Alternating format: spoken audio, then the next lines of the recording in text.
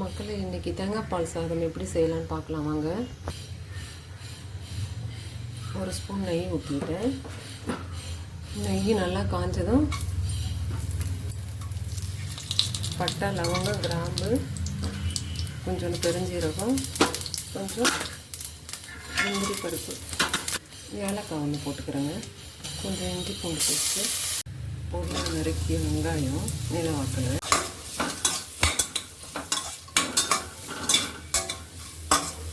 கொஞ்சம் புதினா தழை, கொத்தமல்லி. வெங்காயம் நல்லா வதங்கிடுச்சு.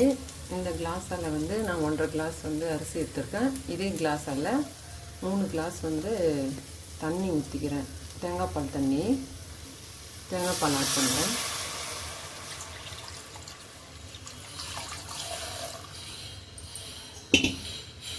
தேவையான உப்பு ஆட் பண்ணிக்கலாம். இப்போ இது கூட அரிசி ஆட் பண்ணிக்கிறேன், கழுவி வச்சுருவேன்.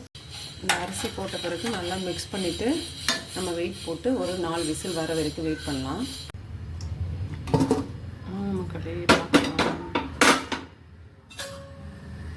சுவையான தேங்காய் பால் சாதம் ரெடி.